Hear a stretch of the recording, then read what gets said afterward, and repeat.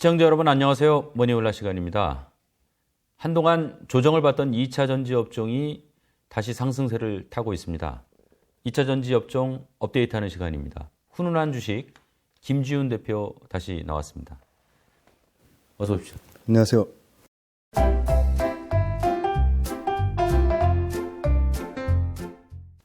또 한 달 만이에요. 네.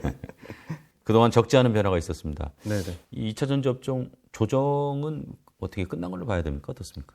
미래 주가는 아무도 모르는 거지만 그래도 좀 조심스럽게 말씀드릴 수 있는 거는 기관과 외국인의 엄청난 매도세는 좀 진정 국면에 있지 않나 그렇게 보는 게, 그러니까 대부분의 양극재와 원자재, 음극재, 장비주를 포함해서 지난 한 달 전에 나왔을 때 고점 대비 33% 정도 평균적으로 빠졌다면 지금 이제 그걸 그대로 고점 대비 33% 빠진 거를 다시 바닥에서 5월 저점 대비로는 지금 6월 제가 9일자 종가로 평균을 내보니까 한 약 17% 정도가 상승을 했더라고요. 그러니까 빠진 거에 한 거의 70~80%는 다 거의 지금 만회를 한 상황입니다. 물론 대표적인 종목들에 한해서, 물론 그 와중에는 초과 상승 나는 종목들도 있고요.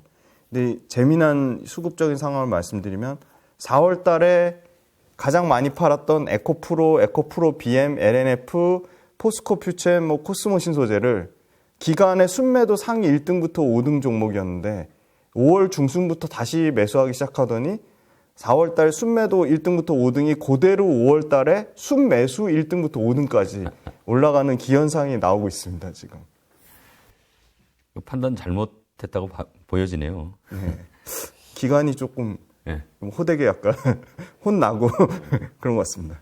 지금이라도 안 사면 안 되겠구나 판단을 한 거 아닌가 싶긴 한데, 자, 오늘은 우리 어떤 종목 분석해 주시겠습니까? 지금 이제 한 달마다 우리가 지금 하고 있어요. 4월 했고 5월 했고 6월 세 번째니까. 네네. 큰 틀에서는 배터리 셀, 그 앞단의 원자재, 그리고 양극재, 그다음에 기타 소재, 이 네 가지의 핵심 밸류체인별로는 종목별로 꼼꼼히 보셔야 되고요. 네. 저희가 이제 제가 오늘 준비한 거는 그 배터리 셀단에서는 LG 엔소라고 SK 이노베이션이 지금 최근에 SK온이 여러 가지 긍정적인 뉴스가 많이 나오고 있습니다. 네. 투자 받은 건도 있고요.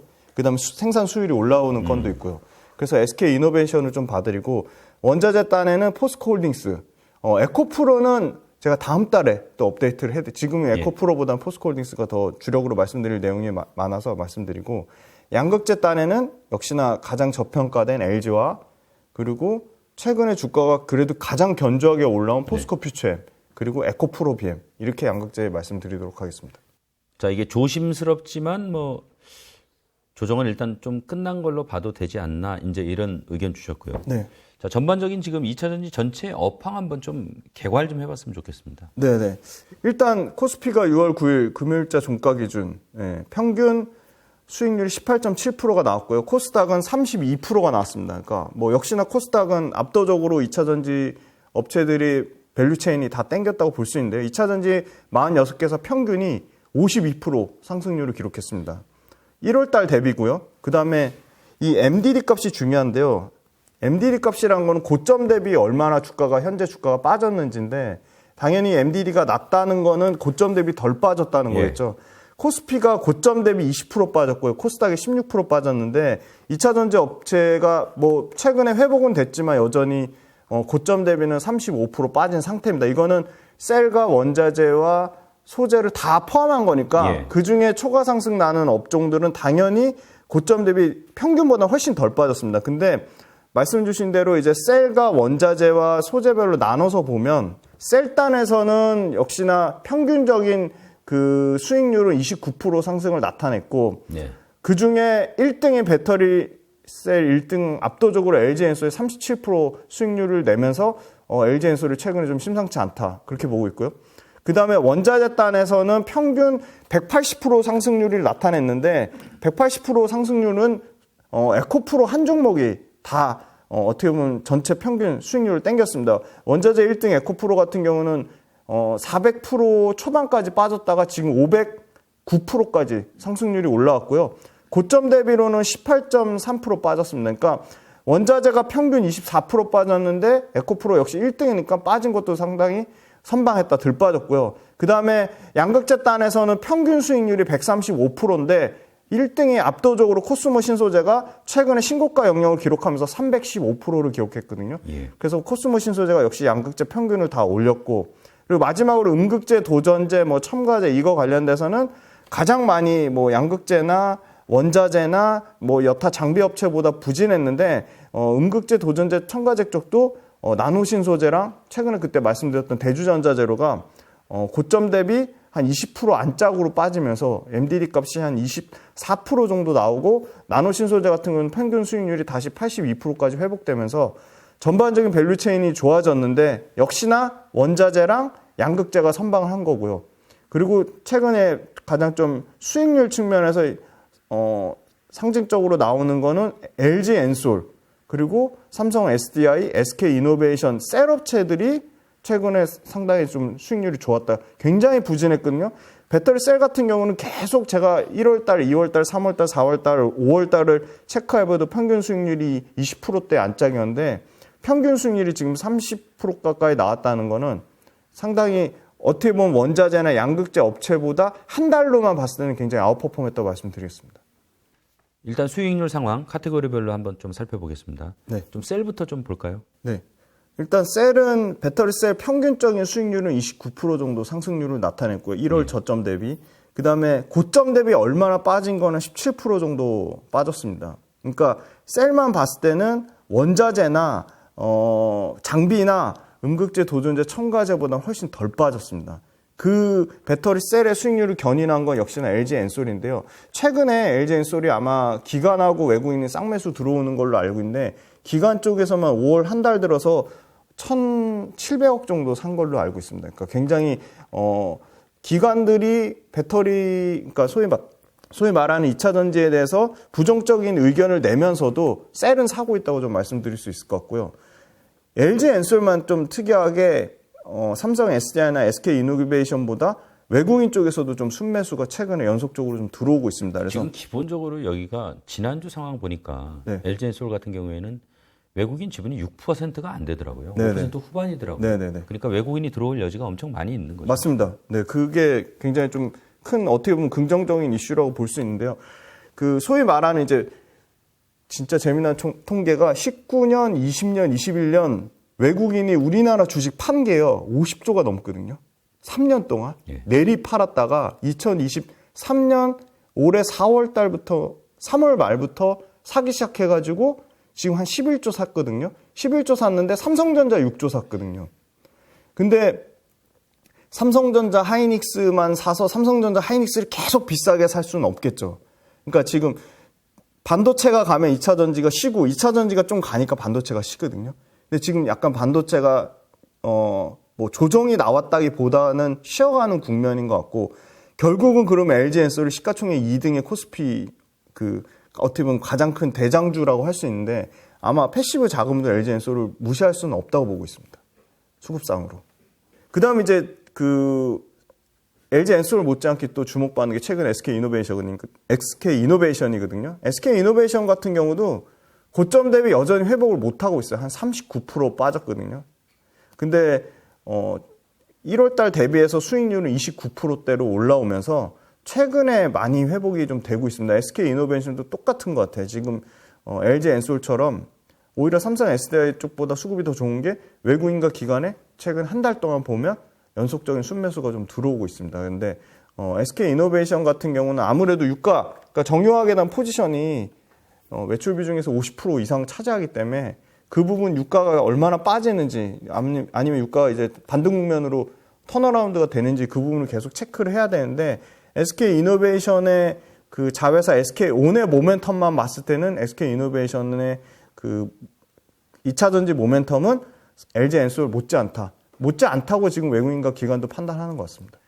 자, 이번에는 원자재 종목. 네. 이제 포스코홀딩스 이번에 한번 집중해서 보자고 그랬는데 수익률 좀 확인해 보겠습니다. 네. 포스코홀딩스는 1월 달 대비해서 45% 올랐고요. 이 45% 오른 것도 최근 2달 정도 현황이고요. 고점 대비는 9.6% 빠졌습니다. 그러니까 포스코홀딩스 유일하게 2차 전지들 고점 대비 30% 넘게 빠졌을 때 한 자릿수로 유일하게 포스코홀딩스 가장 선방했습니다. 예. 그래서 원자재 단에서는 포스코홀딩스 가장 덜 올랐지만 상대적으로는 가장 덜 빠졌다. 좀 이렇게 좀 뭐 덜 올랐으니까 덜 빠졌다고 얘기할 수도 있는데 굉장히 지수 대비는 굉장히 선방했다고 볼 수 있고요. 포스코홀딩스가 지금 관점에서 에코프로랑 비교했을 때 밸류에이션 상으로는 여전히 포스코홀딩스가 더 매력적인 건 맞습니다.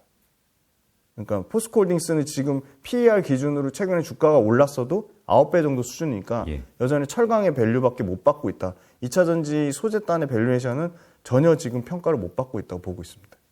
이제 하반기 가면은 리튬 정제 사업 이런 것들이 좀 반영되지 않을까 싶은데 어떻습니까? 네, 제일 중요한 게 리튬의 가격인데요.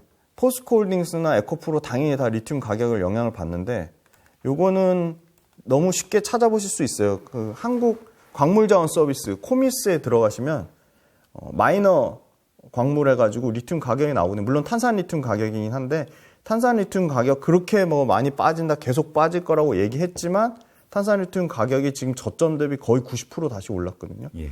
그러니까 원래 4월 달에 150을 찍고 지금 305 정도니까 거의 100% 올랐죠. 그래서 리튬 가격이 계속 올라가니까 말씀 주신 대로 포스코홀딩스나 에코프로 같이 에코프로처럼 리튬을 가공하는 업체, 그러니까 리튬에 대한 가격이 떨어져서 리튬을 가공하는 사업이나 리튬 실제 채굴해서 정제하는 포스코홀딩스의 리튬 가치가 떨어지는 건 전혀 아니라고 보고 있고요. 지금 말씀 주신 대로 광석, 호주 필바라 리튬이라는 광석은 하반기에 아마 본격적으로 이제 생산이 되고 예. 아르헨티나 염원은 올해는 힘들고 내년 중반이나 하반기를 보고 있거든요. 그래서 그 부분이 계속 가치는 부각될 거라고 보고 있고. 이번에는 뭐 소재 종목 네. 수익률 확인해 보겠습니다. 지금 LG화학, 포스코퓨처엠, 에코프로비엠입니다. 네네. 일단은 소재단에서 가장 수익률이 좋았던 거는 역시나 압도적으로 코스모 신소재고요. 예. 코스모 신소재는 아까 300%, 314% 정도 상승했고 저점 대비로는 뭐 그냥 지금 신고가 영역입니다. 조정을 전혀 못 받았고 에코프로비엠 같은 경우는 저점 대비로는 한 186% 올랐고요. 예. 최근에 많이 주가가 다시 회복돼서 고점 대비로는 15%밖에 안 빠졌습니다. 굉장히 선방하고 있고요. 예. 가장 많이 빠진 건 역시 고점 대비 28% 빠진 LG화학입니다. 예. LG화학은 여전히 전혀 주가가 회복이 못 되고 있고 연초 1월달 대비해서도 25% 정도밖에 못 올랐습니다. 그러니까 제일 부진한 상황이고 비싸다고 한 포스코퓨처엠은 연초 1월 대비는 102% 올랐고요. 고점 대비로는 8%밖에 안 빠졌습니다. 그러니까 코스모 신소재랑 포스코퓨처엠이 제일 비싸다라고 사람들이 엄청 비판은 하지만 그 비싼 주식은 그 비싼 만큼의 이유가 있다고 좀 말씀드릴 수 있을 것 같고요. 가장 선방한 거는 역시 그 포스코퓨처엠과 코스모 신소재. 가장 부진한 거는 LG화학. 그러면 반대로 얘기하면 밸류에이션 상으로는 LG화학이 여전히 가장 매력적이라고 보고 있습니다. 자, 2차 전지 지금 역시 가장 큰 수요처가 전기차니까. 네네. 전기차 최신 판매 동향 나온 게 있습니까? 네. 오늘 제일 중요한 게 전기차 최신 판매 동향이거든요. 아, 그래요? 네. 전기차 최신 판매 동향 아직 5월달 거는 집계가 안 돼서 제가 그거는 다음 달에 말씀드리고 4월달 집계 말씀드리면 4월달 전기차 99만 대 팔렸고요. 전년 대비 여전히 70% 성장했습니다. 역시나 뭐 압도적으로 1위가 중국이 61만 대 전년 대비 100% 성장했고요. 유럽이 생각보다 좀 부진했습니다. 이번 달에는 4월 달에는 그래서 20만 대를 팔았고요. 전년 대비 27% 성장했고 미국은 역시나 견조했습니다. 미국은 11만 대를 팔았고 전년 대비 47% 성장했습니다.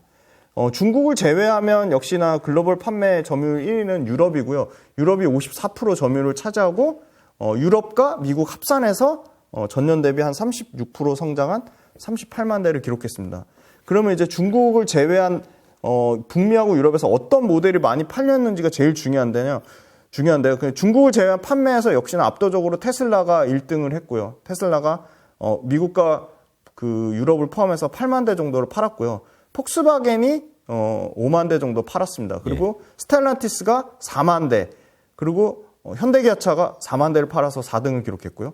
5등이 BMW, 6등이 르노, 근데 생각보다 포드가 굉장히 부진해서 10,000대 정도밖에 못 팔았거든요. 야. 10등을 기록했습니다. 그래서 아마 이게 SK온에 약간 다소 영향을 미쳤는데 중요한 건 중국을 제외한 판매에서 테슬라, 폭스바겐, 스텔란티스, 현대기아, BMW, 그다음에 르노 모두 다 그 소위 말하는 국내 배터리가 삼성 SDI, LG 엔솔, SK온이 골고루 돼 있는 거죠.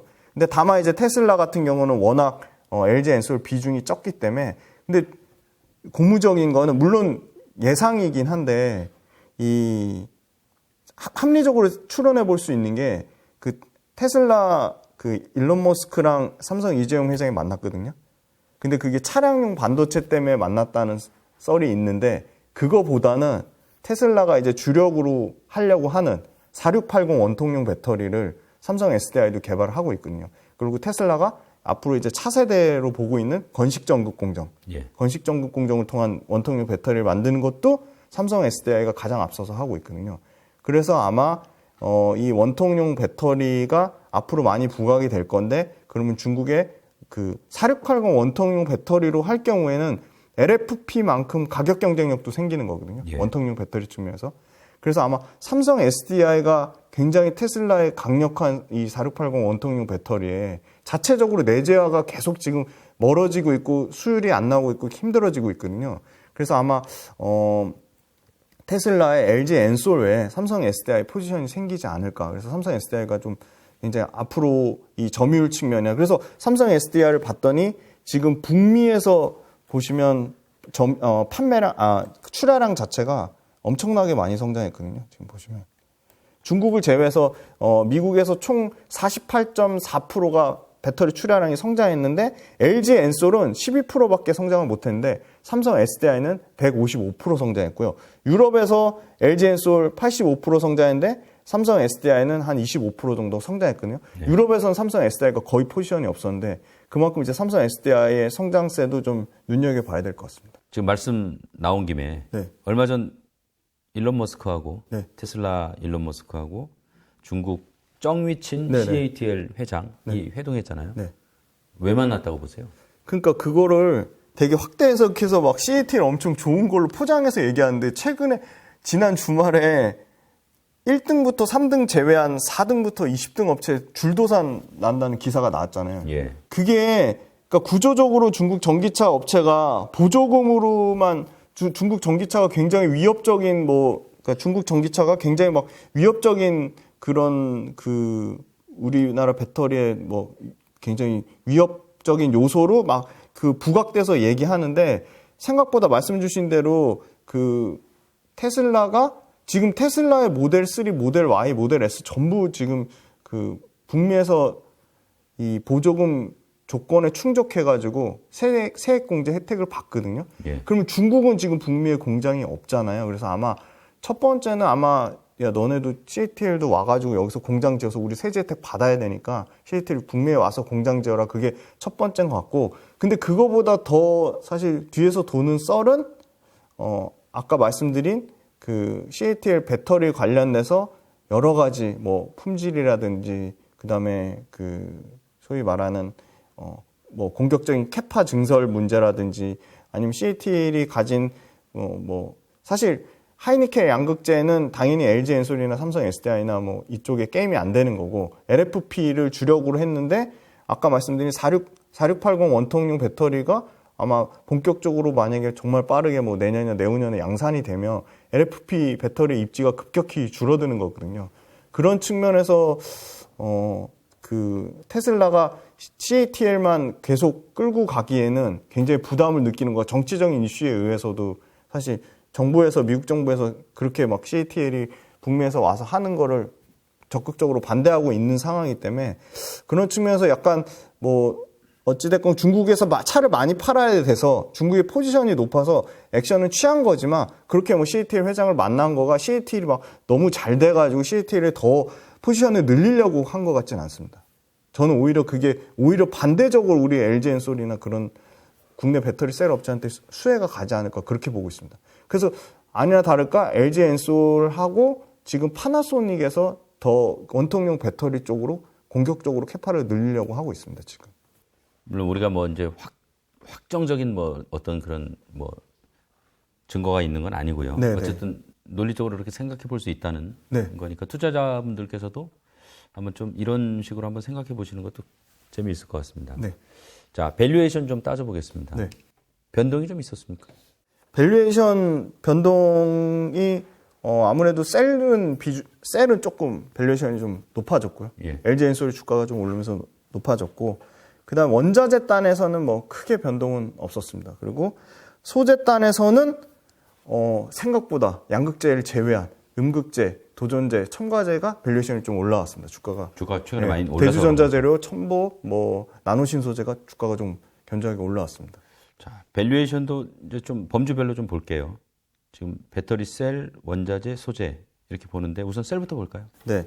셀단의 LG엔솔 최근에 재미난 게 그 뭐 네이버 실적 추정치가 부정확하다고 하시는 분들도 있는데 그냥 공통적으로 가장 쉽게 찾아보실 수 있는 게 네이버라고 말씀드릴 수 있어서 저는 그냥 네이버로 계속 말씀을 드릴게요. 왜냐하면 직접 뭐 애널리스트 리포트에 나오는 실적 추정치를 평균값을 하셔도 되고요. 아니면 나는 이게 보수적으로 잡아서 뭐 캐파 기준으로 실적 추정을 하셔도 되고, 그건 본인만의 선택으로 하시면 되고, 그냥 본인만의 기준을 정하는 게 제일 중요하다고 말씀드리고요. 저는 이제 네이버 기준으로 그냥 말씀드리면, 예. LG엔솔 같은 경우는 이게 네이버가 저는 한 달에 한 번 정도 실적을 업데이트하는 줄 알았더니 매주 업데이트가 되더라고요. 근데 매주 업데이트가 실적이 깎이는 회사가 있고요. 올라가는 회사가 있는데, 올라가는 회사는 몇 안 돼. 대부분 깎이거든요. 예. 근데 LG엔솔은 실적이 올라갑니다. 매주 측정할 때마다 실적이 올라가서 2023년 이 PEG 개념으로 보면 0.37이고요. 여전히 1배 미만이고요. 2024년 PEG 개념으로 봐도 0.7, 2025년 PEG로 봐도 0.5. 그러니까 PEG 평균값이 0.6배 정도 수준밖에 안 됩니다. 그러니까 여전히 LG엔솔은 최근에 아주 배터리 셀 관련돼서 주가가 견조하게 올랐지만 여전히 저평가라고 보고 있고요. 예. 삼성 SDI 같은 경우는 EPS 성장률이 너무 LG엔솔에 비해서 좀 다소 떨어집니다. 2023년 EPS 성장률이 6.2%밖에 안 돼서 PEG 값이 4배까지 올라가고요. 2024년 EPS 성장률은 20%, 2025년 EPS 성장률은 25%에서 2025년 기준으로 하면 0.6배까지 떨어지는데 삼성 SDI 주가는 많이 안 올랐지만 PEG로 봤을 때는 지금 별로 매력적인 구간은 아니라고 보고 있습니다. SK이노베이션은 아마 올해 하반기에 정유사업부랑 기초석유화학사업부가 흑자 전환할 것으로 예상하고 있기 때문에 PEG 값이 지금 마이너스긴 한데 내년에 굉장히 SK온이 올해 하반기에 빠른 흑자 전환되면 SK온 흑자가 이제 SK이노베이션의 그 지분 가치로 반영이 돼서 내년 같은 경우는 석유화학사업부도 좀 턴어라운드 될 거라고 보고 있어서 내년에 EPS 성장률을 96%로 보고 있고요. 2025년에는 42% 정도를 EPS 성장률을 보고 있어서 평균적인 EPS 성장률이 약 70% 정도가 나옵니다. 그래서 SK이노베이션도 24년과 2025년의 PEG 값은 0.2배 정도로 아주 급격하게 떨어집니다. 근데 SK이노베이션 같은 경우는 아까 말씀드린 유가 기초석유화학 사업부의 그 실적을 계속 체크를 해봐야 되고요. 그래서 이제 종합적으로 셀단에서 보시면 역시나 EPS 성장률 측면이나 PEG 값 측면으로 LG엔솔이 가장 매력적이라고 말씀드리겠습니다. 지금 원자재 포스코 홀딩스 밸류에이션 어떤 변화 있었습니까? 네, 포스코 홀딩스는 최근에 주가가 조금 올랐지만 여전히 철강의 밸류를 받고 있는 것 같고요. PEG로 계산해 보면은 올해 PEG 값은 올해 워낙 그 철강 쪽에 부진한 부분이 실적에 반영되고 사실 2차 전지 소재단의 그 밸류에이션, 그러니까 EPS 성장률이 지금 전혀 올해는 반영이 안 되기 때문에 올해 PEG 값 기준으로는 2배가 넘는데 내년부터는 EPS 성장률이 한 20%까지 올라가고 내후년에도 한 10%에서 15% 정도까지 올라갈 것으로 보고 있어서 내년과 내후년 기준으로는 PEG 값이 다 1배 미만으로 떨어집니다. 특히나 2024년 PEG가 0.5배까지 떨어지거든요. 그래서 만약 포스코 홀딩스는 진짜 중장기 흐름으로 끌고 가기 좋은 종목이라고 보고 있는데 포스코 홀딩스는 뭐 예를 들어 좀 다른 관점으로 말씀드리면 분기당 배당을 10,000원씩 주거든요. 그러면 굉장히 고배당주입니다. 배당 수익률로만 해도 약 4% 정도 가까이 나오거든요. 그래서 이런 포스코 홀딩스가 가진 리튬의 성장 가치도 있지만 좀 꾸준히 안정적으로 끌고 가기 좋은 종목이고 그런 측면으로 봤을 때 2024년 PEG가 0.5배라는 거는 아직도 여전히 매력적이라고 보고 있습니다. 네, 원자재단의 포스코홀딩스에 이어서 에코프로를 말씀드리면 올해 같은 경우는 일회성으로 1156% EPS 성장률이 나오지만 내년과 내후년에 정상적인 EPS 성장률은 한 40%대에서 50% 정도 성장률이 나올 거라고 보고 있습니다. 물론 네이버의 EPS 값은 8,713원으로 굉장히 지금 반토막 정도로 낮게 내놨는데 이거는 좀 합리적이지 않다고 보고 있고요. 정상적인 EPS 성장률은 50에서 55% 정도로 예상을 하고 있습니다. 그러면 PEG 값이 역시나 에코프로도 2024년과 2025년 모두 0.8배에서 0.9배까지 그 바운더리를 왔다 갔다 할 것으로 보고 있습니다. 그래서 1배 미만이기 때문에 에코프로도 PEG로 봤을 때는 조금 비싼 구간은 아니다라고 보고 있습니다. 물론 PER이나 다른 주가 상승한 측면에서는 부담된다고 할 수 있겠지만 최근에 다시 올라왔거든요. 그런데 PEG 값으로 면밀하게 계산해보면 이 50에서 55% 성장률이 유지된다고 보면 에코프로도 PEG로 봤을 때는 비싸다고 말하기는 어렵습니다. 자, 소재 기업들도 좀 보겠습니다.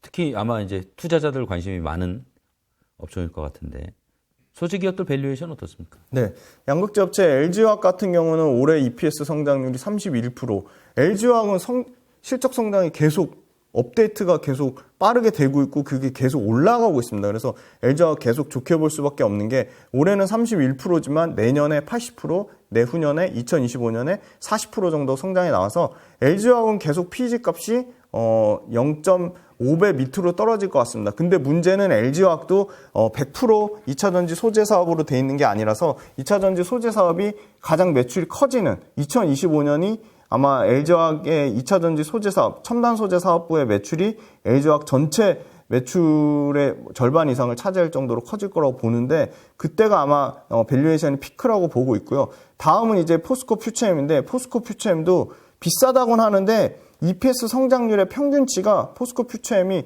올해, 내년, 내후년 3년치의 평균이 가장 좋습니다. 3년치의 평균을 계산해 봤더니 약 75% 정도가 나오고요. 포스코 퓨처엠도 올해와 내년 주가가 엄청나게 올랐지만 그럼에도 불구하고 올해와 내년 모두 PEG 값 기준으로는 1배 미만인 한 0.97배 정도가 나옵니다. 근데 2025년에도 포스코 퓨처엠이 가장 EPS 성장률이 두드러지기 때문에 70% 가까운 EPS 성장률이 나오기 때문에 2025년 PEG 값도 0.6배까지 떨어진다. 그래서 포스코 퓨처엠도 현재 주가로는 비싸다고 말할 수 있지만 PEG 값으로 계산했을 때 비싸다고 말하기는 어렵다고 보고 있고요. 그 다음에 이제 에코프로비엠 말씀드리면 에코프로비엠도 최근에 주가는 올랐지만 올해 EPS 성장률이 61%, 내년에 43에서 45%, 내후년에도 한 45%. 그래서 평균 EPS 성장률이 50%에 육박합니다. 그래서 그거를 그러니까 PER로 나눠서 보면 올해 PEG 값은 한 1.1배 정도 수준, 내년도 한 1.1배에서 1배 정도 수준, 2025년에 0.7배까지 떨어집니다. 그래서 에코프로비엠도 PEG로 봤을 때 주가는 올랐지만 PEG로 봤을 때는 1배 미만이니까 투자할 여력이 좀 남아있다고 보고 있고요. 그 다음에 LNF 같은 경우는 올해 같은 경우는 EPS가 22% 정도 역상장해서 마이너스지만 LNF도 내년에 한 113% 정도 폭발적으로 성장을 할 것으로 예상하고 있고 내후년에도 한 48% 정도 성장할 거라고 예상하고 있어서 LNF도 PEG 값이 1배 미만으로 떨어진다고 보고 있습니다. 그래서 PEG 값으로 가장 밸류에이션이 싼 거는 LG화학이 가장 매력적이라고 보고 있고요. 비쌈에도 불구하고 PEG 값, 그러니까 주가로는 비싼데 PEG 값으로는 비싸지 않은 매력적인 종목은 역시나 포스코 퓨처엠하고 에코프로비엠 두 종목이 다 매력적으로 보고 있습니다. 2차전지 이제 뭐 다시 상승 랠리가 이어질까요? 어떻게 보고 계십니까? 지금 최근에 반도체가 주춤한 사이에 그래도 바닥권에서 좀 아까 말씀드린 평균적으로 한 17%에서 18% 정도 올라왔는데 여기서 더 가려면 사실 중요한 건 일단 개인 투자자분들이 물량을 내놓지 않고 계속 들고 있으면 누군가는 계속 사줘야 되잖아요. 그래서 보는 게 최근에 그 공매도 현황을 봤더니 코스피에서는 이거 그 오늘자 6월 9일자 종가 기준으로 봤을 때 코스피에서는 삼성전자 하이닉스를 제외한 3등이 포스코 퓨처엠이고 4등이 LG엔솔, 5등이 삼성 SDI, 6등이 포스코홀딩스, 7등이 SK이노베이션, 8등 LG화. 3등부터 8등까지 전부 2차전지 관련된 회사들이 공매도 누적으로 5월달부터 6월달까지 한 달 동안 공매도가 누적적으로 쌓였고요. 그리고 코스닥으로 봤을 때도 에코프로비엠 1등, 에코프로 2등, LNF 3등, 그다음에 그 첨보 뭐 10등, 대주전자 13등 이렇거든요. 그러니까 이 얘기는 지금 기관에서 여전히 열심히 지금 공매도를 아직 계속 치고 있다. 공매도 비중으로 봐도 에코프로비엠 같은 경우 매매 비중이 18%를 차지하고 LG 엔솔 같은 경우는 10%, 포스코 퓨처엠도 한 11%. 근데 물론 이 공매도를 빌려서 치는 물량이 물론 공매도 치는 상환 기간은 없는데 계속 이자를 내거든요. 계속 이자를 내면서 이거 빌려서 치는 거거든요, 공매를. 그러니까 그 계속 길어지면 아마 기관 투자자 측면에서도 이걸 계속 무한정으로 이렇게 공매를 치긴 저는 좀 어렵다고 보고 있어서 아마 숏스퀴즈 물량이 좀 들어오지 않을까 그렇게 보고 있습니다. 그래서 아니나 다를까 LG 엔솔이라든지 아까 말씀드린 SK 이노베이션이나 뭐 그런 대형주 단에서 셀 단에서는 수급이 좀 들어오고 있거든요. 근데 셀 단에 수급 들어온 게 소재 단으로 좀 선순환이 되려면 그 2차전지 관련된 모멘텀, 소위 말하는 이슈, 그러니까 좋은 이슈가 SK온이 재무적으로 어려웠는데 MBK 파트너스 완전 선수 중에 선수한테 1조 넘게 투자를 받았다. 그런 이슈가 계속 쏟아져 나오고 있잖아요. 최근에 에코프로 BM도 그 전환사채 발행에 대해서 크게 문제가 없다. 그리고 에코프로 BM도 자회사 에코프로 그 머티리얼즈 관련돼서 계속 신규로 4천억 넘게 투자를 하고 있다. 그런 계속 긍정적인 이슈가 쏟아지면 외국인이나 기관이 지금 이미 아까 모두에 말씀드렸지만 반도체로 어느 정도 수익을 냈기 때문에 사실 거기서 더 수익을 내려면 개인한테 비싸게 팔아 넘겨야 되는데 개인은 지금 사실 2차 전지를 팔고 반도체로 갈 생각이 없거든요, 사실. 그래서 결국은 수급의 선순환 측면에서 최근에 셀 쪽으로만 갔던 수급, 외국인이나 기관의 수급이 저는 그래도 조금 소재로 분산되지 않을까 그렇게 보고 있습니다. 지금 이 시점에서 2차 전지 투자자들에게 뭐 해드리고 싶은 조언 어떤 게 있습니까? 네, 지금 바닥권에서 좀 올라와서 그래도 잘 버티셨다고 말씀드릴 수 있을 것 같고 앞으로도 조금 부정적인 이슈보다는 긍정적으로 나올 이슈가 더 많거든요. 사실 이 회사들의 실적 문제인데 실적이 1분기보다는 2분기, 2분기보다는 3분기 실적이 더 좋아질 거거든요. 그리고 가장 우려했던 리튬의 판가가 빠진다고 봤는데 리튬의 판가가 올라오고 있고 그리고 배터리 출하량이 연평균 증가율은 둔화되고 있지만 여전히 연평균 증가율이 50% 넘게 증가하고 있고 그리고 1등부터 10등까지 회사들의 신규 차종이 나와요. 그게 신규 차종이 아마 하반기부터 내년, 내후년에 3년 동안 북미에서는 약 100종, 유럽에서는 80에서 120종의 신규 차종이 나오는데 그 신규 차종에 대한 모멘텀은 지금 현재 주가까지 뭐 다 밸류에이션이 반영됐다고 보는데 그건 조금 어폐가 있는 것 같고 밸류에이션은 계속 업데이트를 계속 해야 되는 거고 신규 차종에 대한 모멘텀 그리고 신규 차종에 들어가는 소위 말하는 그 LFP의 경쟁력은 저는 계속 낮아진다고 보고 있거든요.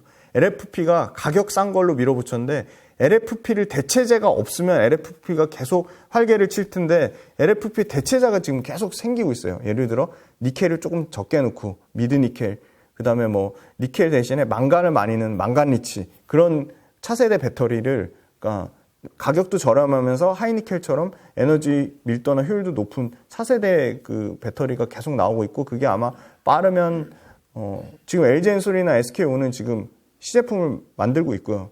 실제 양산을 2025년 양산을 준비하고 있고요. 그리고 아까 말씀드린 이제 LFP 배터리 관련돼서도 CATL이나 BYD만 하는 건 아니다. LG엔솔이나 삼성 SDI나 SK온도 하고 있기 때문에 그래서 이런 그 가장 이렇게 매일매일 업데이트 할 수 있는 업종이 없고 반도체랑 2차 전지랑 비교했을 때 반도체의 실적 성장폭이랑 2차 전지 실적 성장폭이랑 비교하면 저는 2차 전지 실적 성장폭이 압도적으로 반도체보다 높다고 생각하고 있거든요. 그래서 2차 전지 갖고 계신 분은 흔들림 없이 그냥 좀 진짜 롱텀으로 최소한 2, 3년은 보고 계속 들고 가셨으면 좋겠습니다. 지금 반도체는 상승세를 타다가 좀 약간 정체하고 있다고 할까요? 네, 그런 것 네. 같아 보이고 외국인 매수세도 조금 쉬어가는 것 같고 네. 반도체 업황은 어떻게 보고 계십니까? 네, 반도체는 외국인이나 기관은 내년에 좋아질 걸 생각하고 삭는 것 같고요.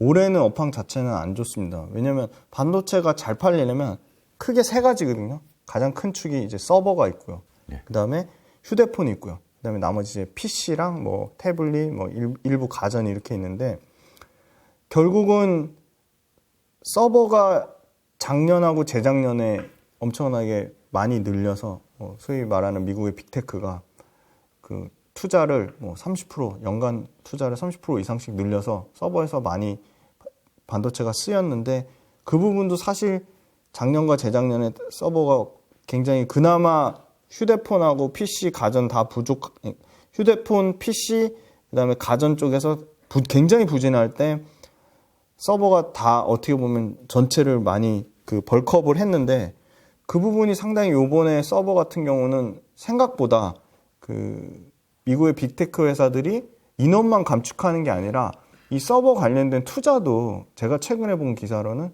20에서 30% 정도 줄이겠다. 그래서 서버 쪽도 생각보다 이 엄청나게 캐펙스 투자가 일어날 것 같진 않고, 그런데 최근에 기대감은 엔비디아발 해서 AI 관련돼서 매출이 엄청나게 늘어날 거다. 그런 부분이 있는데, 실제 삼성전자나 SK 하이닉스나 이 AI에 관련된 매출 비중은 5% 미만이거든요.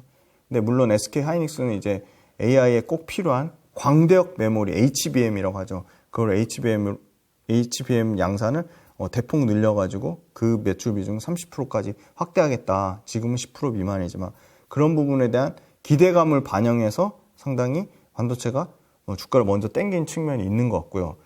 그리고 두 번째는 이제 그 반도체가 관련돼서 사실 삼성전자도 그렇고 하이닉스도 그렇고 미리 앞으로 반도체 수요가 일어날 걸 대비해서 선제적으로 재고를 쌓아 놓는데, 재고가 급격하게 줄어야지 반도체 가격이 올라가거든요. 근데 재고가 정상적인 재고 수준은 평균적으로 뭐 서버가 됐든 모바일이 됐든 PC가 됐든 평균적인 재고 수준은 4주에서 6주 정도거든요. 근데 지금 재고 수준이 거의 8주에서 10주까지 올라갔다가 최근에 조금 줄었다고 하지만 정상적인 재고 수준은 여전히 못 미치고 있거든요. 그래서 아마 이게 정상적인 재고 수준이 완전히 돌아서려면 그 예측하는 거는 뭐 2분기를 예측하지만 2분기도 쉽지는 않을 것 같고, 올해 하반기 정도는 재고가 좀 줄고 정상적인 재고가 줄어들면 당연히 메모리 반도체의 가격도 올라갈 거라고 보고 있기 때문에 전반적인 업황은 좀 좋지 않다. 근데 그럼 기대하는 부분이 뭐냐? 그러면 반도체 관련돼서 굉장히 그 출시가 계속 연기됐던 DDR5란 아주 성능이 좋은, 소비 전력도 20%나 절감되면서 성능도 굉장히 우수한 DDR5랑 DDR4랑 이제 DDR4를 기존에 쓰는 거는 다 DDR4인데 DDR5가 가격이 뭐 280 몇 프로가 더 비싸서 못 썼는데, 최근에 5월 달에 DDR4랑 DDR5의 가격이 7% 정도에 불과할 정도로 DDR5의 가격이 굉장히 많이 낮아졌습니다. 그래서 DDR4를 DDR5로 교체하는 수요는 굉장히 많이 늘어날 거로 보고 있습니다. 그러면 DDR5에 들어가는 메모리 반도체가 많이 늘어날 건데, 그거조차도 최소한 2개 분기 정도는 기다려야 되지 않을까. 그래서 삼성전자 하이닉스가 AI에 대한 기대감은, 그러니까 AI가 결국 AI를 돌리는 것도 결국 반도체이기 때문에 반도체에 대한 수요가 늘어나는 건 분명한데, 그런 수요에 대한 기대감만으로 삼성전자 하이닉스가 업황이 완전히 턴어라운드 됐다고 말하기는 어려울 것 같고요. 주가는 선반영돼서 올라간 측면이 있다고 보고 있습니다. 이 반도체 업황 볼 때 네. 가장 중요하게 봐야 되는 건 어떤 겁니까? 네. 가장 중요하게 보아야 되는 건 역시나 메모리 반도체 가격이거든요. 예. 메모리 반도체 소위 말하는 스팟은 변동성이 크니까 고정 현물 가격이거든요.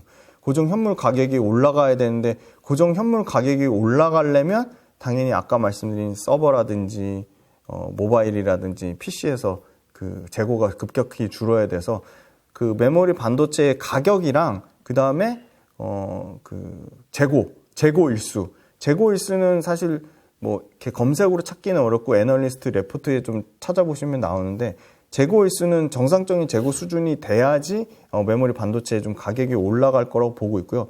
또 재미난 거는 세 가지를 보는데요. 세트 출하, 세트 출하가 증가되는지, 그리고 D램의 탑재량이 늘어나는지, 그 다음에 소위 말하는 D램 수요가 늘어나는지 세 가지가 좀 포인트가 되는데, 최근 현황을 짧게 말씀드리면 세트 출하는 PC 같은 경우는 한 마이너스 한 7% 정도, 스마트폰은 한 마이너스 3%, 그리고 태블릿 같은 경우 한 마이너스 5%, 서버는 한 마이너스 6%. 그러니까 생각보다 세트 출하 우리가 예상한 거는 서버가 굉장히 좋을 걸로 예상하고 스마트폰이 안 좋을 거라 봤는데 생각보다 스마트폰은 선방을 하고 있고요. 그다음에 D램 탑재량으로 봤을 때는 스마트폰이 제일 높아요. 역시나 탑재량도 스마트폰이 13%, PC가 11%, 서버가 한 19%거든요. 근데 서버는 원래 한 30% 이상을 예상했는데 서버 신규가 한 30%대에서 20% 가까이 줄어들었으니까 서버가 좀 굉장히 부진하고 있고, 마지막으로 D램 수요 증가율인데요. D램 수요 증가율은 휴대폰이 한 10%, 한 TV나 뭐 여러 가지 PC가 한 2%대, 그러니까 여전히 부진하죠. 서버가 한 12%, 그래서 평균적으로 내보면 D램 수요 증가율도 여전히 한 자릿수대다. 그래서 D램 수요 증가율이 됐던, D램 탑재량 증가율이 됐던 최소한 숫자로 뭐 굳이 딱 정하기는 어렵지만 최소한 20% 이상은 증가를 해야지 좀 가시적인 D램 가격도 올라가고 재고도 줄어들 거라고 보고 있습니다. 이 지금 반도체 같은 경우에 이제 외국인하고 네.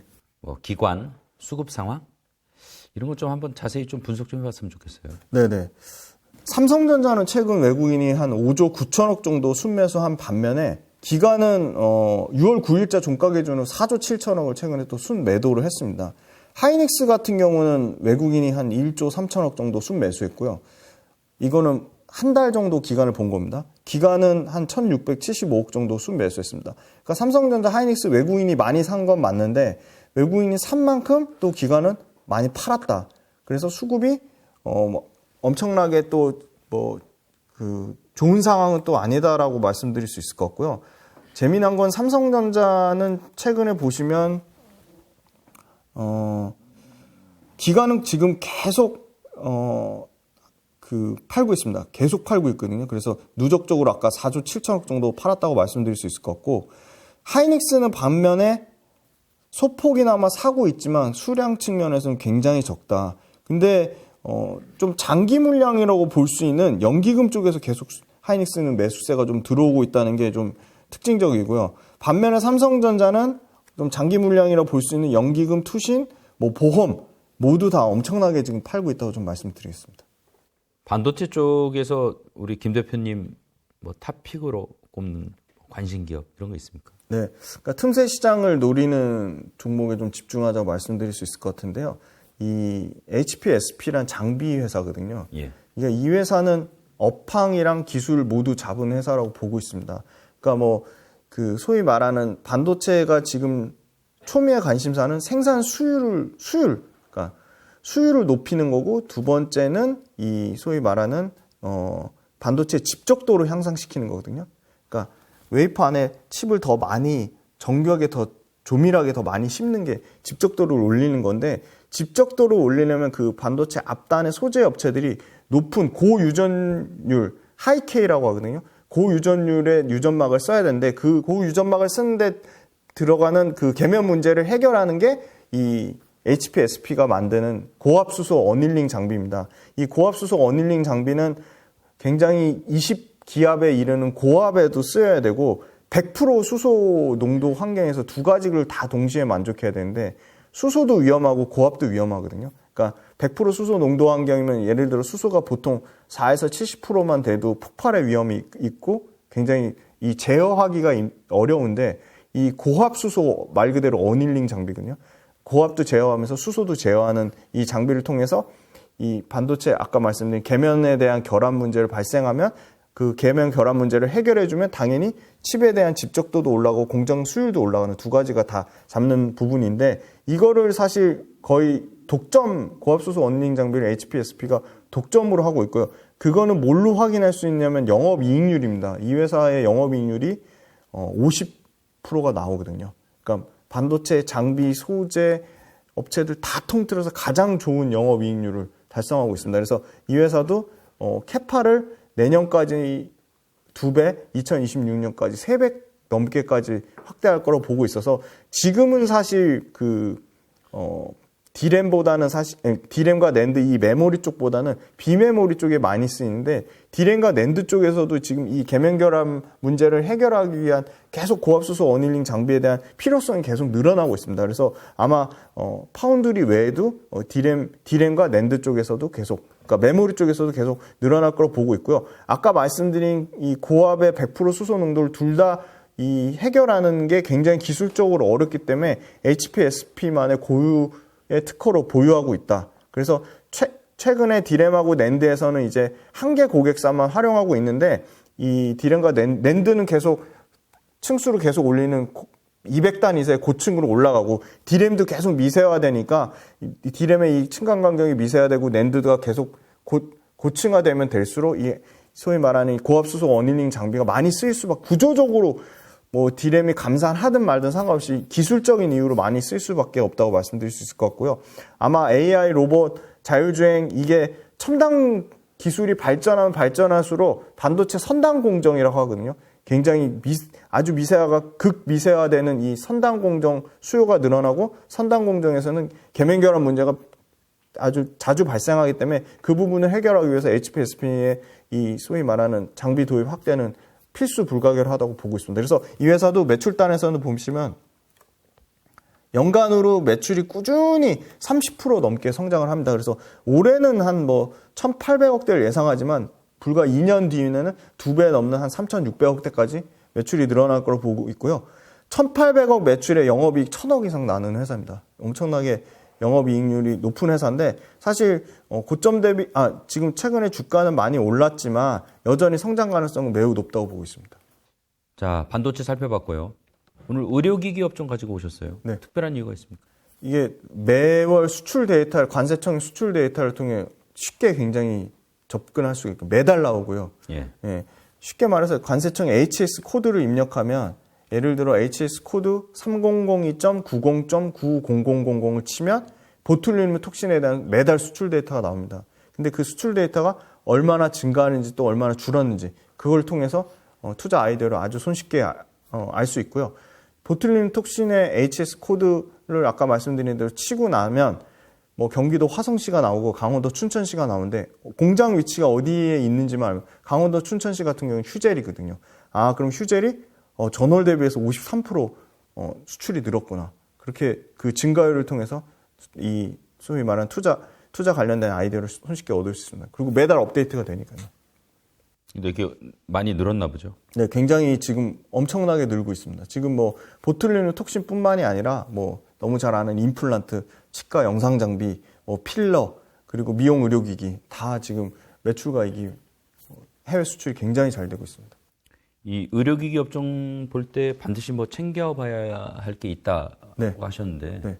뭔지 궁금하네요. 그게 요 HS 코드를 통한 수출 데이터고요. 이게 월별로 업데이트 되니까 그걸 말씀드릴 수 있을 것 같고 두 번째는 글로벌로 수출 현황입니다. 글로벌 수출 현황은 개별 기업의 데이터, 그러니까 개별 기업의 레포트를 통해 확인할 수 있는데 최근에 의료기기 관련된 회사들이 굉장히 다양한 국가로 진출하고 있습니다. 예를 들어 클래시스만 보면 슈링크 유니버스라는 제품이 브라질, 태국, 러시아, 중동, 호주 이렇게 진출하고 있고요. 루트로닉이라는 회사는 미국, 그다음에 유럽 이렇게 선진국으로 엄청나게 진출을 하고 있습니다.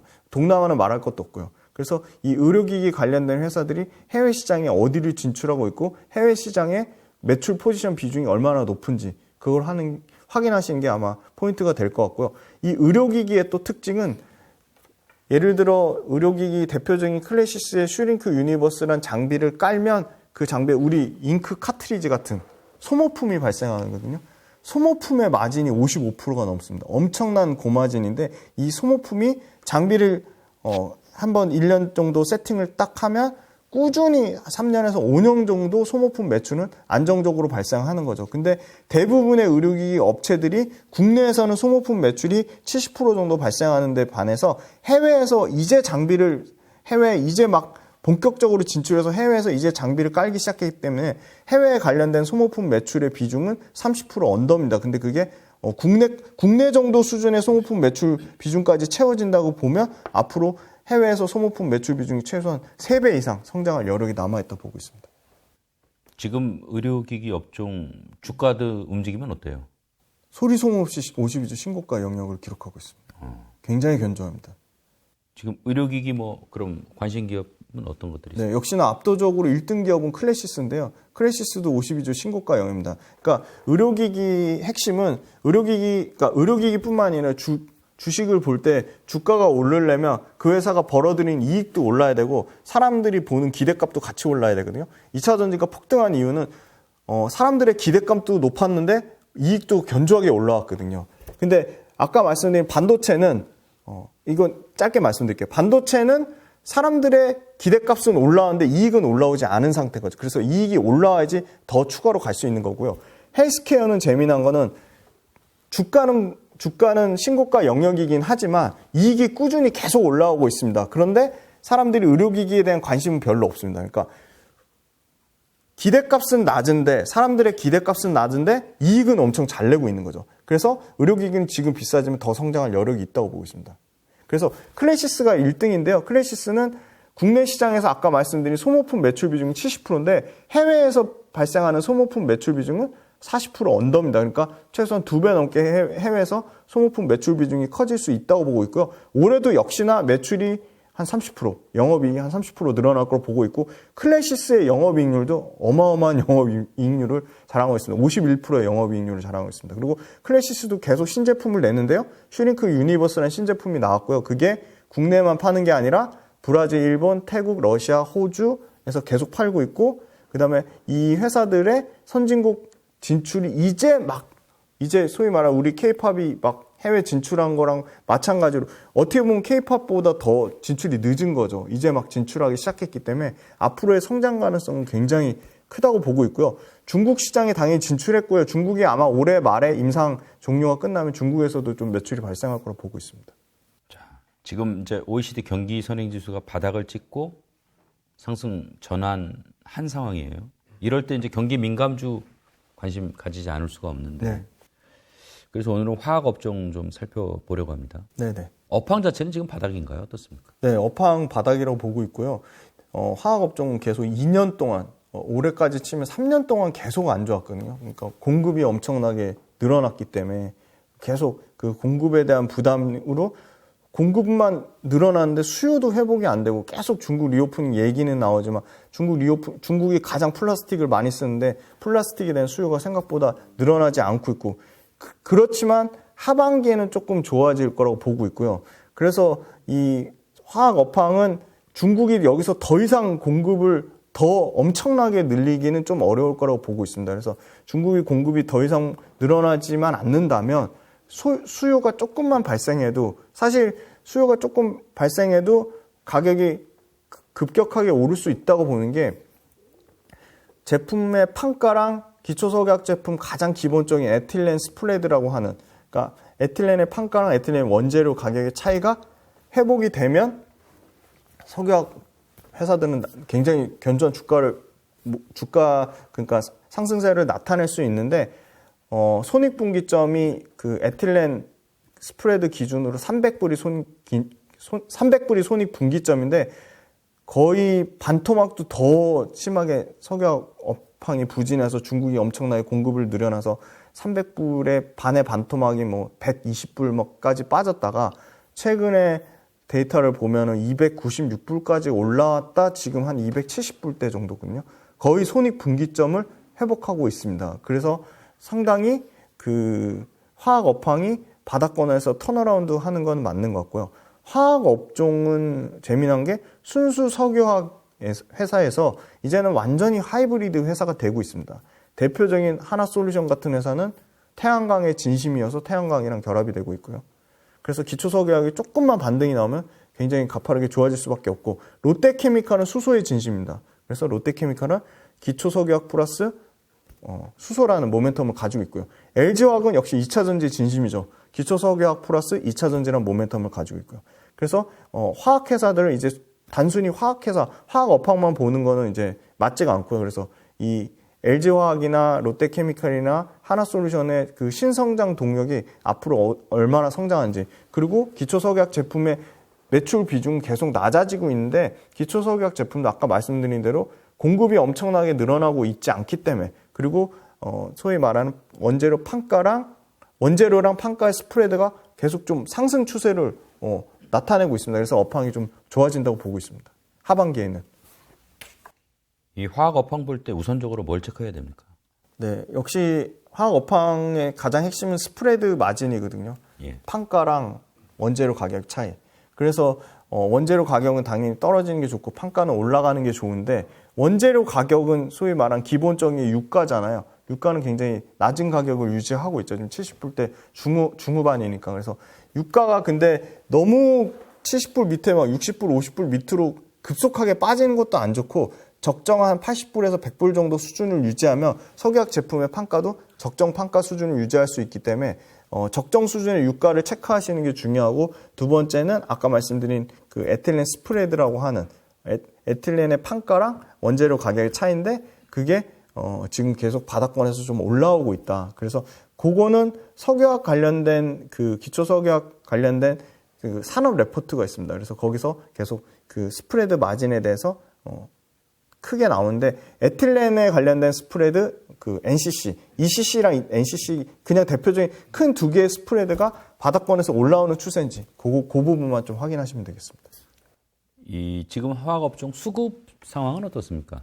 네, 수급 상황 좀 말씀드리면 최근에 수급이 LG화학이든 SK이노베이션이든 S오일이든 대표적인 회사들 전부 매도입니다. LG화학 같은 경우는 최근 한 달치 보니까 외국인이 한 3,800억 정도 누적적으로 순매도를 했고요. SK이노베이션 같은 경우는 그나마 그 외국인 매도량이 가장 적습니다. 한 250억 정도 매도를 했고 S오일 같은 경우도 한 430억 정도 외국인이 매도를 했고 하나솔루션 외국인이 537억 정도 매도했고 롯데케미칼도 3천억 넘게 매도했다가 최근에 4월달, 5월달에서 가장 좀 순수한 기초석유화학 제품 포지션이 아직까지 가장 큰 게 롯데케미칼인데 롯데케미칼은 외국인이 52억 정도 누적적으로 순매도를 했습니다. 근데 특징적인 거는 LG화학 같은 경우는 기관에서 한 500억 정도 순매수가 들어오고 있고요. SK이노베이션 같은 경우도 기관에서 한 900억 정도 매수가 들어오고 있고 하나솔루션 같은 경우도 기관에서 조금 한 700억 정도 매수가 들어오고 있고 롯데케미칼도 한 500억 정도. 그러니까 외국인은 여전히 팔자세는 유지하고 있지만 기관 쪽에서는 화학 관련돼서 매수가 좀 들어오고 있습니다. 그래서 전체적으로는 화학에서 기관에서 한 2천억 정도 전체적인 화학 산업에 대해서 기관을 좀 이제 바닥권이라고 보고 좀 2천억 정도 매수가 좀 들어오고 있습니다. 화학 업종에서 관심 있는 종목이 있다면 어떤 겁니까? 네, 저는 효성첨단 소재를 굉장히 눈여겨보고 있는데요. 효성첨단 소재도 역시나 좀 하이브리드 화학 업종이라고 볼 수 있습니다. 탄소섬유 많이 들어보셨을 거예요. 수소에 들어가는 고압 압력 용기에 쓰이는 굉장히 그 철보다 가벼우면서 강도는 엄청 센 이 특수 소재인데요. 이 탄소섬유가 내년 상반기 안에 역시나 여기도 캐파를 엄청나게 늘리고 있는데요. 탄소섬유 생산 능력을 14,000톤까지 확대하겠다는데 2025년도 거를 1년 넘게 땡긴 겁니다. 그러니까 그만큼 탄소섬유에 대한 수요가 엄청나게 많이 늘어나고 있다는 거거든요. 과거에 이제 탄소섬유가 많이 쓰였던 데는 항공용, 그 다음에 아까 말씀드린 압력용기, 수소, 튜브 트레일러, 우주항공 이런 데 쓰였는데요. 사실은 이 탄소섬유가 이 태양광의 그 폴리실리콘 인고 성장로에 씁니다. 근데 원래 폴리실리콘의 인고 성장로에는 이 탄소섬유를 비싸서 못 썼고요. 세라믹을 썼거든요. 근데 탄소섬유가 워낙 이제 캐파도 엄청나게 늘어나고 최근에는 이제 그 세라믹이 가격은 싼데 자주 교체해야 돼가지고 교체 주기가 너무 짧아서 그런 단점 때문에 조금 비싸더라도 탄소섬유를 쓰자. 왜냐? 탄소섬유 원재료가 아크릴로 니트릴인데 원재료 가격이 확 떨어지면서 탄소섬유 가격도 좀 싸졌거든요. 그래서 탄소섬유가 이 폴리실리콘 인고 성장로에 태양광 쪽에 엄청나게 쓰이면서 태양광이 지금 굉장히 연평균 40에서 50% 성장하거든요. 그래서 중국 태양광 쪽에도 이 효성첨단 소재, 탄소 소재를 납품을 하고 있고 그래서 탄소섬유 관련돼서 전혀 기대 안 했던 태양광 쪽의 모멘텀을 갖고 있으면서 가장 탄소섬유 중에 기술의 끝단은 항공 쪽이거든요. 우주항공인데 우주항공 쪽에 방산에 쓰이는 T1000이라고 하는 가장 기술적으로 가장 어려운, 세계적으로도 만드는 회사가 5개밖에 없는 우주 항공에 쓰이는 탄소 섬유를 효성이 개발했습니다. 그래서 이게 우주 항공에 들어가는 탄소 섬유를 만약에 납품만 한다면 기존 일반 뭐 태양 인곳에 태양광의 인곳 성장로에 쓰이는 거나 아니면 뭐 소위 말하는 이 일반 뭐 특수 자전거에 쓰이는 이런 거에 들어가는 거에 가격이 10배 이상 비싸거든요. 그래서 우주항공 방산 쪽으로도 국산화 수요에 따라 탄소 섬유를 효성 첨단 소재를 쓸 가능성이 높다고 보고 있고요. 그 다음에 효성 첨단 소재는 탄소 섬유의 비중은 굉장히 낮습니다. 앞으로 이제 탄소 섬유가 마진이 굉장히 좋습니다. 20% 넘는 마진이기 때문에 탄소 섬유가 작년에 계속 적자인데 올해 흑자 전환했고 앞으로 이익률 20% 넘기 때문에 이익의 비중이 굉장히 커질 거라고 보고 있는데 탄소 섬유 말고 원래 효성 첨단 소재의 본업은 타이어 코드입니다. 타이어에 들어가는 보강제인데요. 타이어 코드가 재미난 게 전체 시장 점유율, 글로벌 시장 점유율의 45%를 차지할 정도로 타이어 코드 관련돼서 효성 첨단 소재 글로벌 1등입니다. 사실 중국 업체들 근데 대부분이 타이어 코드에 들어가는 거 관련돼서 전기차용 고성능 타이어 코드보다는 범용 타이어 코드를 생산을 많이 해서 전기차용 타이어 코드가 앞으로 북미하고 유럽에서 폭증하고 있거든요. 그래서 이 부분 관련돼서 효성 첨단 소재가 타이어 코드를 북미와 유럽 시장을 독식할 가능성이 매우 높고 중국 타이어 업체들도 사실 이 소위 말하는 캐파를 늘리는 거에 대해서 굉장히 지금 작년하고 재작년에 타이어 코드 관련해서 캐파를 엄청 늘렸는데 더 이상 늘리기 어려워져서 지금 도태되고 있습니다. 사실 가격도 못 올리고 생산량도 더 이상 늘리지 못해서 심지어 중국 타이어 코드 업체들도 알아서 그들만의 치킨 게임을 형성하면서 떨어져 나가고 있어서 그거에 대한 반사 수혜를 효성 첨단 소재의 타이어 코드 사업부가 당연히 받을 것으로 보고 있습니다. 그래서 타이어 코드도 지금 작년보다는 훨씬 P와 Q가 모두 지금 좋아지는 상황이라고 말씀드릴 수 있을 것 같고요. 그다음에 아까 말씀드린 탄소 섬유가 이제 전체 이익의 비중에서 30% 가까이 올라올 거로 보고 있어서 탄소 섬유, 타이어 코드 두 가지 상황이 모두 좋다고 말씀드릴 수 있을 것 같고요. 작년에 딱 한 번 이제 이익이 역성장했는데 올해, 내년, 내후년까지 계속 이익이 계속 꾸준히 10%대까지 올라와서 다시 영업이익 단에서 한 4천억대까지 영업이익 회복할 거로 보고 있습니다. 근데 밸류에이션으로 보면 PER 기준으로 10배 정도 수준이니까 원래 이렇게 특수 소재를 납품하는 화학회사들은 평균적으로 PER 밸류를 최소한 15배에서 17배 주는데 효성첨단소에는 10배 정도 수준이니까 원래 이 회사도 굉장히 주가가 가파르게 88만 원까지 올라갔다가 30만 원대까지 3분의 1토막이 곤두박질 쳤던 회사거든요. 근데 그 이유는 아마 탄소 섬유 관련돼서 수소에 대한 모멘텀으로 정부 정책 모멘텀이 계속 나와야 되는데 정부 정책 모멘텀이 거기서 싹 끊겼습니다. 근데 앞으로 윤석열 정부에서도 수소 관련된 정부 정책 모멘텀이 계속 나올 거라고 보고 있어서 그리고 실제 탄소 섬유가 앞으로 효성 첨단 소재의 탄소 섬유가 굉장히 다양하게 아까 말씀드린 가장 기술적으로 난이도가 높은 우주 항공부터 그 끝단에 있는 태양광까지 이거를 전 산업을 아울러서 쓰이고 있다고 보고 있기 때문에 성장 가치는 매우 높다고 보고 있습니다. 오늘 장시간 감사합니다. 네.